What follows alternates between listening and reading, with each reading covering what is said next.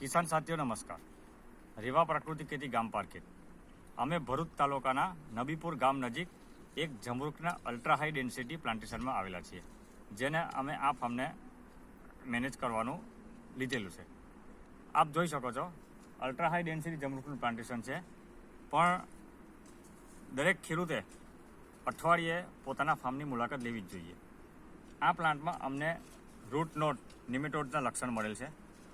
અમે તેનું રૂટનું sample check કરતી વેળાએ આપણે જે ગ્રુપમાં ઘણીવાર ચર્ચા થાય છે તે જ પરિસ્થિતિ જોવા મળી છે. આપણે કહીએ છીએ કે જે છોડની કેનોપી છે એની બહાર હંમેશા પાણી આપવું જોઈએ.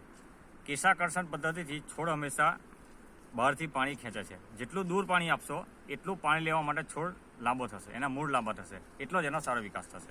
આપ જોઈ શકો છો, એક 2.5-3 ફૂટનો છોડ છે, એના મૂળ 3 ફૂટથી વધુ લાંબા છે. આપ જોઈ શકો છો, અમારા હાથમાં એના મૂળ છે. લગભગ 2 અને 4 વેતની આસપાસના મૂળ છે. તો આપણે ક્યાં પાણી આપવું જોઈએ? નિમેટોડના લક્ષણ અમને જોવા મળે છે. કોઈ પણ નવી ફૂટ દેખાતી નથી. 50%થી ઉપર પાન પીળા છે અને ડાળીઓ સુકાવાની શરૂઆત થઈ છે. એટલે અમે આ છોડને એનાલિસિસ કરવા માટે એના મૂળના સેમ્પલ લીધા છે. કંઈક મૂળમાં અમને ગાંઠો જોવા મળેલ છે. હવે અમે આનો ઈલાજ કરશું. અહીંયા વિડીયો બનાવવાનો પર્પઝ એ છે કે આપ મૂળની લંબાઈ જોઈને કહી શકો છો કે આપણે છોડને ક્યાં પાણી આપવું જોઈએ. આપણા દરેક ક્રોપ, ખેતી હોય, આંબાવાડી હોય, જમરૂખવાડી હોય, કોઈ પણ પ્રકારના ક્રોપ કરતા હોય, હંમેશા તંતુ મૂળથી પોષક તત્વો અને પાણીનો સપ્લાય થાય છે.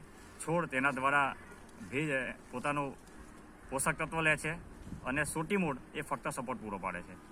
તો જેટલો છોડનો વિસ્તાર હોય છે, જેટલો ઘેરાવો હોય છે, એની બહાર જ હંમેશા પાણી આપવું જોઈએ. તો છોડમાં કોઈપણ પ્રકારના બીમારીઓ આવતી નથી. આ ખેતીનો મુખ્ય સિદ્ધાંત છે, તેને સમજવાની જરૂર છે. ધન્યવાદ.